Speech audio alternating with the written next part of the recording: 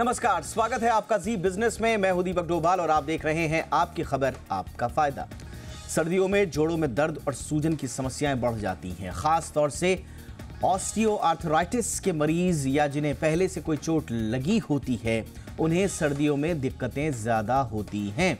ऐसे में आज हम इसी पर चर्चा करेंगे, समझेंगे कि सर्दियों में जोड़ों में दर्द बढ़ने की वजहें क्या हैं, किन लोगों को सर्दियों में ज़्यादा सतर्क रहना चाहिए, साथ ही जिन्हें पहले से कोई ऑर्थोपेडिक समस्याएं हैं उन्हें ठंड के मौसम में क्या एहतियात बरतने चाहिए, विस्तार से आपको बताएंगे एक्सपर्ट्स के साथ। लेकिन पहले ये रिपोर्ट देख लीजिए।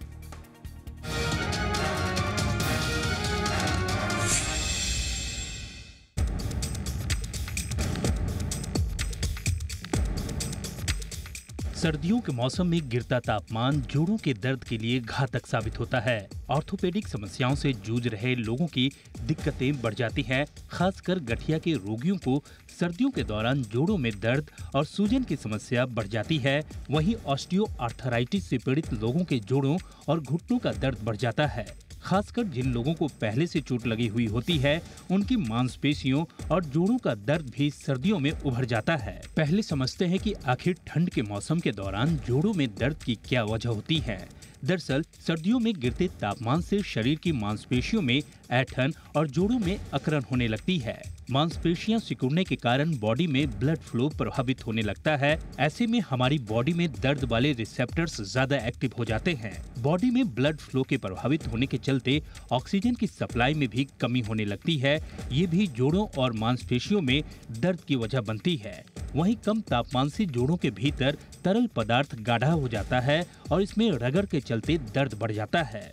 जोड़ों में दर्द की एक और वजह सर्दी के दिनों में पानी का सेवन कम करना भी है। दरअसल ठंड में प्यास कम लगती है और बॉडी में तरल पदार्थों की मात्रा कम हो जाती है।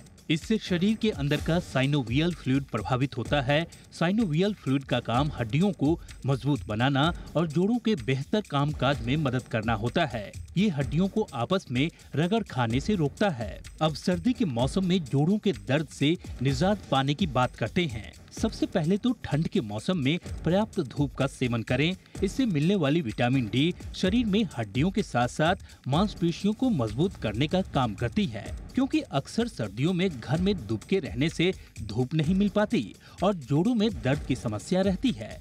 वहीं सर्दियों में घर में ही वर्कआउट जरूर करें, इससे बॉडी को गर्म रखने में मदद मिलती है। साथ ही डेली एक्सरसाइज करने से मांसपेशियों में लचीलापन बना रहता है। इससे जोड़ों में अकड़न या दर्द को कम किया जा सकता है। सर्दियों के दौरान ओमेगा 3 फैटी एसिड से भरपूर खाद्य पदार्थों का सेवन करना चाहिए। खासकर फिश, नट्स, सीड्स, अखरोट और अलसी के सेवन से जोड़ों में दर्द से राहत मिल सकती है। साथ ही पपीता और आंवला के सेवन से विटामिन सी मिलता है। इससे इम्यूनिटी पावर बढ़ती है, जो पुरानी चोट के दर्द को कम करने में मददगार होता है। इन सब एहतियातों के बीच ठंड से बचने के लिए गर्म कपड़े पहने। इससे बॉडी का तापमान मेंटेन रहता है और ब्लड सर्कुलेशन में जोड़ों के दर्द की शिकायत कम हो जाती है। ब्यूरो रिपोर्ट, जी मीडिया। बहुत ही खास मेहमान आज की चर्चा के लिए इस वक्त हमारे साथ जुड़ रहे हैं। डॉक्टर विकास गुप्ता हमारे साथ हैं, senior orthopaedic and founder hand to shoulder के। बहुत बहुत स्वागत है सर आपका हमारे शो पर डॉक्टर गुप्ता। हमारे साथ हैं doctor Seema Grover, chief physiotherapist, Indraprastha Apollo hospital. बहुत बहुत स्वागत है डॉक्टर ग्रोवर आपका हमारे शो पर। और हमारे साथ हैं सुनील सिंह जी, जाने माने योग गुरु हैं। सुनील जी, आपका भी बहुत बहुत स्वागत है। मैं चर्चा की शुरुआत डॉक्टर गुप्ता आपसे ही करना चाहूँगा। सर, सर्दियों के आते ही आपके पास भी लाइन लग जाती होगी घुटनों के दर्द के मरीजों की। ज़रा बताएं सर कि ये सर्दियों का और हमारे घुटनों का कनेक्शन कैसे है पहले? इसमें 3-4 कारण हैं जिसकी वजह से हमारा जोड़ों का दर्द बढ़ जाता है ठंड में। सबसे पहले है कि हमारी जो ब्लड वेसल्स हैं या कोशिकाएं हैं जो हमारे लिम्स को या हाथ पैर को ब्लड सप्लाई करते हैं, वो थोड़ा सिकड़ जाती हैं, क्योंकि ठंड के कारण वो सिकड़ने से ब्लड फ्लो कम होता है और साइनोवियल फ्लूइड जो एक चिकनाट पदार्थ होता है हमारे जोड़ों में, वो कम बनता है, जिसके कारण अकड़न बढ़ती है। दूसरा कारण है कि ये हमारे मसल्स थोड़ी सी टाइट हो जाती हैं, या कह लीजिए उसमें स्पैज्म हो जाता है ठंड के कारण। एक नॉर्मल सा रिएक्शन है, जब भी मसल्स को ठंड लगती है वो एक तरह से टाइट हो जाती हैं, जिसकी वजह से जोड़ों में अकड़न बढ़ता है। तीसरा एक है, जो गठिया वाले पेशेंट्स हैं या आर्थराइटिस वाले पेशेंट्स हैं, उनके अंदर कुछ केमिकल्स रिलीज होते हैं ठंड के कारण, जिसके कारण उनको पेन ज्यादा महसूस होता है। मुख्य तौर पे यही 3 कारण हैं जिनकी वजह से ठंड में हमारा जोड़ का दर्द, जोड़ों का दर्द ना सिर्फ घुटने में, कंधों पे भी ज्यादा इफेक्ट करता है, क्योंकि कंधे और घुटने ये हमारे एक्सपोज रहते हैं कंपेयर टू हिप। सो कंधे में, घुटनों में, एल्बो या हाथ कलाई में या हाथ के जोड़ों में दर्द बढ़ जाता है ठंड के कारण। ऑलराइट, तो ये है कनेक्शन आपका जोड़ों का बेसिकली, चाहे वो घुटनों का दर्द हो, जोड़ों में बेसिकली कहीं पर भी जो आपके जोड़ हैं वहाँ पर ये प्रॉब्लम आनी शुरू हो जाती है।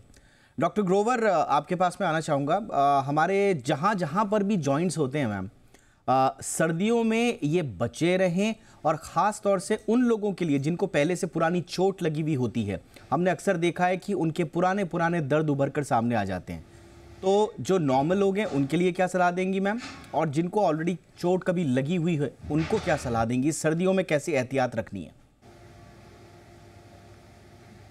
नमस्ते। मैं बताना चाहूँगी कि जिन लोगों को पुराना आर्थराइटिस है, अभी डॉक्टर ने बताया कि उनको वो और उभर के बढ़ता है because of the reasons he has explained. अभी क्या ज़रूरी है कि अगर हमें वही जोड़ जो हमें पहले तंग कर रहे थे, जैसे ऑस्टियोआर्थराइटिस है, घुटने में बहुत प्रेवलेंट है हमारे कंट्री में, कोई पुरानी चोट लगी है कंधे में या जिम करते हुए चोट लगी है, तो वो जोड़ों के दर्द अब थोड़े और उभर के नज़र आते हैं। क्योंकि इस सीज़न में एक तो है कि हम हाइड्रेट कम करते हैं, पानी कम पीते हैं, कम प्यास लगती है। तो क्या ज़रूरी है कि हम अपने कोई भी एक्सरसाइज, वी रिमेन इंडोर्स, और हम जो आउटडोर एक्टिविटीज़ हैं वो तो ऑलमोस्ट कट हो जाती है, प्लस रेगुलर एक्सरसाइज रेजीम होना ज़रूरी है। पेन और इन्फ्लेमेशन और रेस्ट और pain, it's like a vicious cycle. मुझे दर्द है, मैं रेस्ट कर रहा हूँ, अगर मैं प्रोलॉन्ग कई दिन तक, स्पेशली एल्डरली, अगर वो ज़्यादा बेड में ही रहेंगे तो वो पेन और उभर के आएगा। बॉडी में स्टिफनेस, मसल्स में टाइटनेस, कई बार लोगों को क्रैम्प्स होना, ये सब और बढ़ के आएगा। तो बहुत ज़रूरी है कीप ऑन मूविंग, ज़रूर कोई ना कोई एक्टिविटी करिए। One of the simplest activity is walking.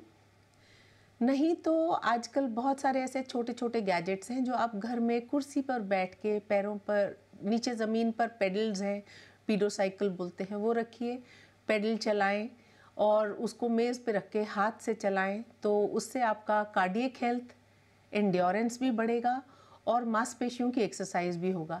जितना ब्लड सर्कुलेशन इम्प्रूव करेगा, उतना जो पेन का जो फैक्टर्स हैं, जो इन्फ्लेमेटरी टॉक्सिन्स हैं अराउंड द जॉइंट, वो उतने मोबिलाइज होंगे, मेटाबॉलिक वेस्ट रिमूव होएगा, तो हमारा दर्द कम होएगा।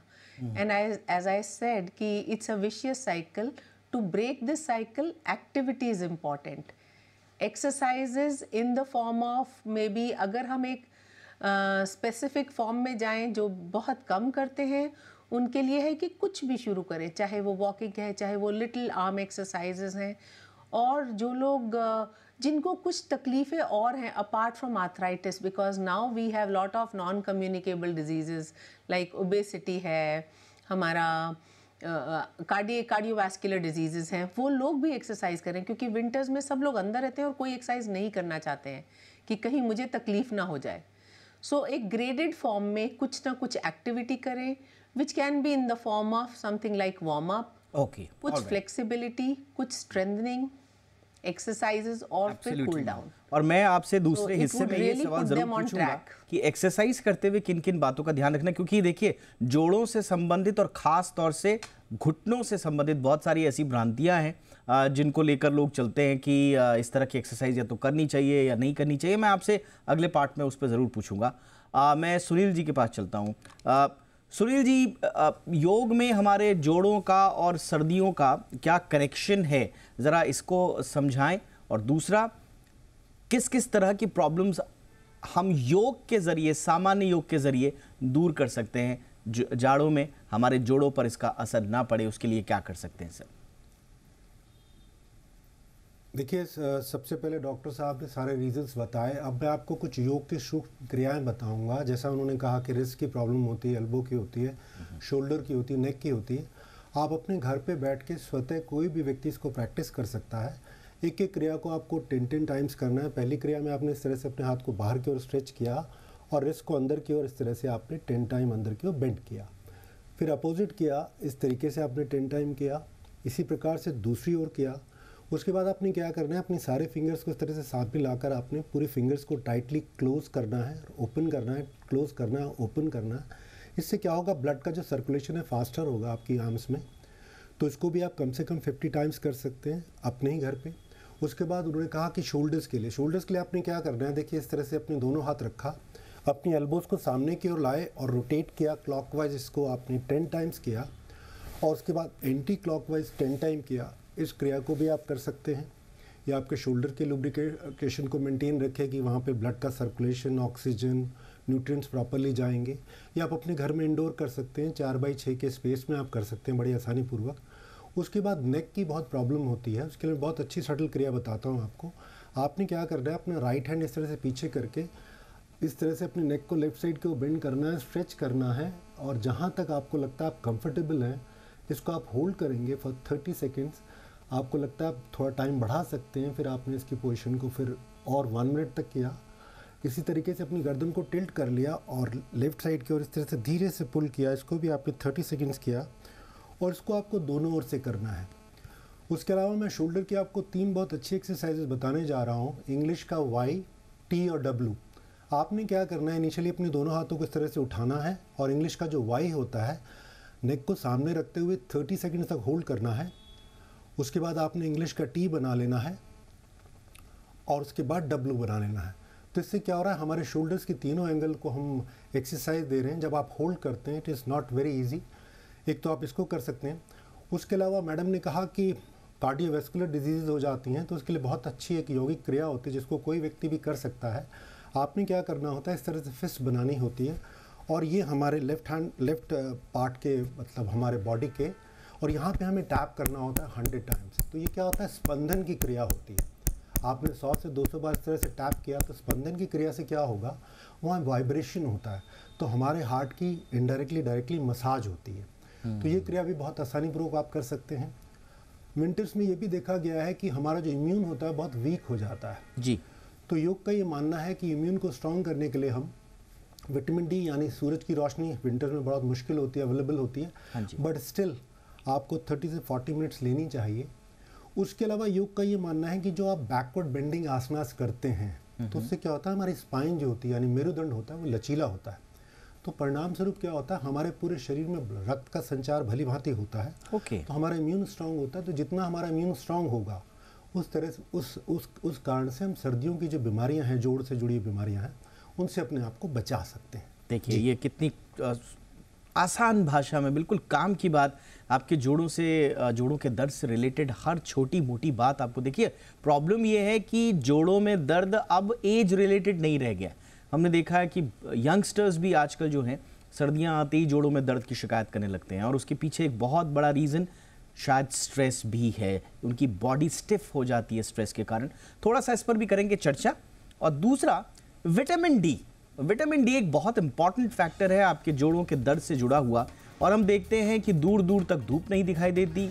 बहुत सारी स्टडीज़ आ चुकी हैं कि ऑलरेडी ज़्यादा से ज़्यादा भारतीय जो है वो विटामिन डी डेफिशिएंट हैं। तो ऐसे में वो जो गोली अक्सर दी जाती है आपको, वो तो सिर्फ 4 हफ्ते तक एक गोली आपको लेनी पड़ती है, लेकिन क्या वो पूरी तरह से काम करती है, उसके कुछ विकल्प भी हैं या नहीं, इस पर भी हम अपने डॉक्टर्स, अपने एक्सपर्ट से लेंगे राय एक छोटे से ब्रेक के बाद।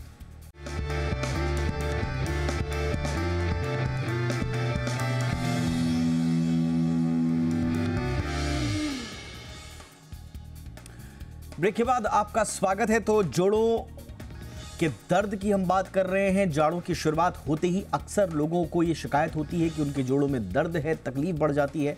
क्या इसके कारण हैं और इससे बचने के उपाय क्या है, इस पर कर रहे हैं हम चर्चा खास मेहमान के साथ डॉक्टर गुप्ता। देखिए जो सामान्य जोड़ों का दर्द है उनमें तो आपके जो बताए हुए जो टिप्स हैं वो तो काम में आएंगे ही, लेकिन मैं चाहता हूँ आप हमारे दर्शकों को उन जोड़ों के दर्द के बारे में भी बताएं जिन्हें इग्नोर नहीं करना है, जिन्हें एक तरह से सीरियसली लेना है। ख़ास तौर से हम देखते हैं कि लेफ्ट साइड में शोल्डर से लेकर जो बाकी के पेन होते हैं कभी कभी वो हमारे हार्ट से भी रिलेट करते हैं। तो वो दर्द सर जो बिल्कुल भी इग्नोर नहीं करने।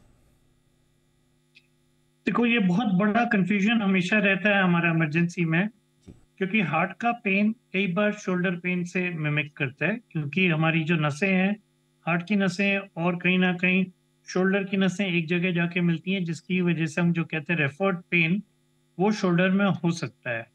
तो जब भी एकदम से अचानक से बहुत शार्प पेन और बहुत छोटे समय का, मतलब एकदम से उठा, एक्टिविटी से रिलेटेड है, उसको इग्नोर नहीं करना चाहिए। उसको जोड़ों का दर्द ना सोच के ये भी सोचना चाहिए वो हार्ट से आ सकता है। एक दर्द जो बहुत दिनों दिन से चलता आ रहा है वो अनलाइकली है हार्ट का दर्द होने की वजह से। दर्द जिसके अंदर शोल्डर का मूवमेंट्स हमारा अफेक्ट हो रहा है वो भी अनलाइकली है हार्ट की वजह से आने से। तो ये छोटे छोटे सिम्टम्स हैं जो हमारे को हार्ट के पेन और शोल्डर के पेन से फर्क बताते हैं। एब्सोल्युटली। सॉरी, अब जी सर। सर अब आपने ये तो बता दिया कि कैसे हार्ट के पेन को और नॉर्मल जो जॉइंट पेन है उनको हमको फ़र्क करना है। लेकिन कई बार लेफ्ट साइड में ही बहुत सारे लोगों को ये होता है कि नेक के पीछे से और उनके बैक में, और पर्टिकुलरली वो लेफ्ट साइड में ही ज़्यादा बताते हैं और सर्दियां आते ही उनको ज़्यादा प्रॉब्लम होने लगती है। तो क्या हमको और ज़्यादा चेकअप की आवश्यकता है? किस तरह का एहतियात उस दौरान बरतना है सर? देखिए, अगर नेक का पेन अगर हमारा साथ में सुनपन या झंझनाहट दे रहा है तो इसका मतलब है वो नस पे कहीं पे दबाव आ रहा है। ऐसे दर्द को इग्नोर नहीं करना चाहिए, हमारे को डॉक्टर का सलाह लेना चाहिए। अगर दर्द हमारा ऐसा है कि वो एक तरह से सर के पीछे की तरफ जा रहा है और कान में सीटी बज रही है, आंखों के आगे लाइट सी चमकती है, तो माइग्रेन के भी सिम्टम हो सकते हैं वो नेक के पेन के साथ। तो ये तरह तरह के दर्द तरह तरह से होते हैं, बट जो दर्द उस एरिया की मूवमेंट को अफेक्ट करता है वो ज्यादातर रेफर्ड पेन ना हो के लोकलाइज्ड पेन है। शोल्डर पेन एक हमारा बहुत ही बड़ा कारण है, जिसको हम फ्रोजन शोल्डर भी बोलते हैं, जो ठंड में बढ़ जाता है, जिसमें हमारी मूवमेंट्स कम होती हैं। अगर हमारी मूवमेंट्स कम हो रही हैं तो मोस्ट लाइकली वो शोल्डर से ही आ रहा है रादर देन इधर उधर से।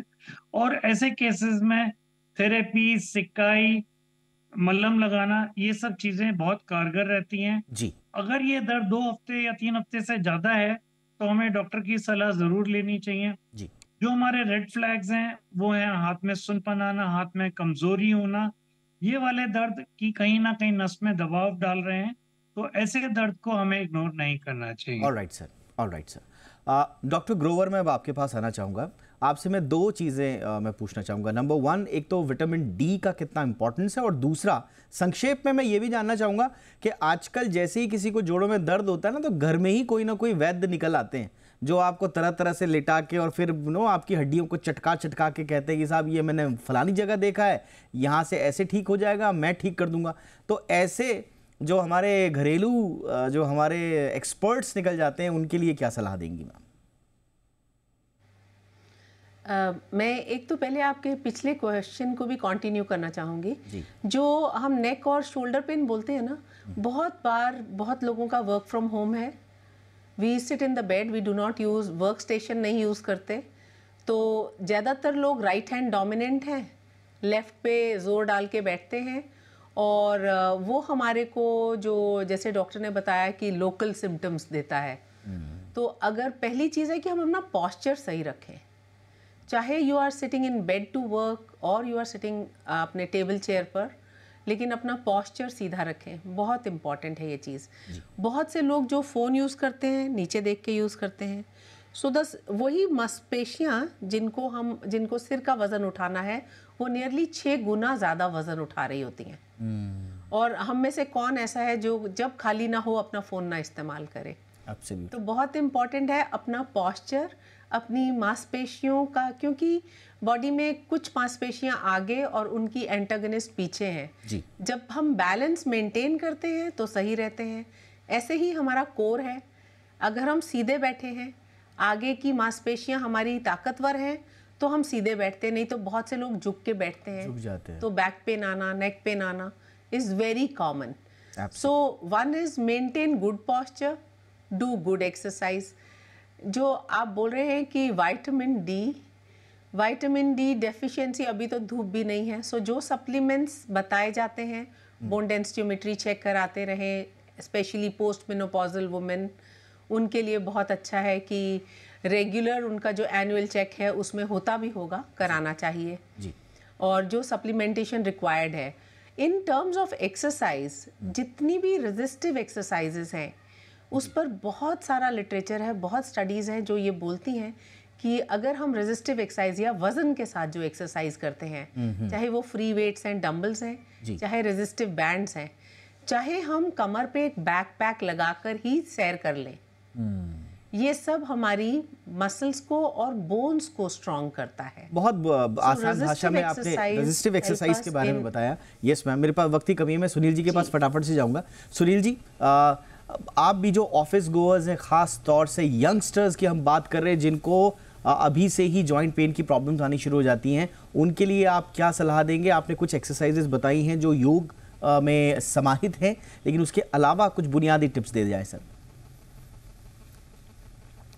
देखिए, हमारा क्या कहना है कि जो व्यक्ति भी ऑफिस गोअर हैं, बैठते हैं एट स्ट्रेच, तो उनको सिंपल एक स्ट्रेच एक्सरसाइज बता रहा हूँ। आपने क्या करना है, इस तरह से हाथों के फिंगर्स को इंटरलॉक करके स्ट्रेच करना है, looking up for 30 seconds initially, और धीरे धीरे आपको 1 मिनट से 2 मिनट्स करेंगे तो क्या होगा, जो बॉडी की हमारी स्पाइन की जो अलाइनमेंट है, 30 वर्टिब्रास की अलाइनमेंट है, वो ठीक हो जाएगी। एक तो ये काम करना है। दूसरा, हर 1 घंटे के बाद आपको कम से कम 30 to 1 मिनट वॉक करना चाहिए, 30 सेकेंड्स।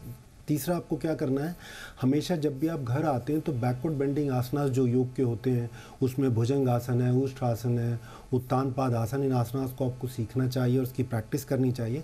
बिकॉज हम फॉरवर्ड बेंडिंग करके हम स्लाउच होकर अपने पॉस्चर को ख़राब कर रहे हैं, तो निश्चित तौर पे आगे की जो मसल्स हैं जो सपोर्ट कर रही हैं, वीक हो रही हैं, जैसे अभी डॉक्टर साहिबा ने बताया था। तो आप बैकवर्ड बेंडिंग करेंगे तो आप अलाइनमेंट को प्रॉपर करेंगे, काउंटर बैलेंस करेंगे अपनी बॉडी को जी, तो ये आपको बहुत ज़रूरी है।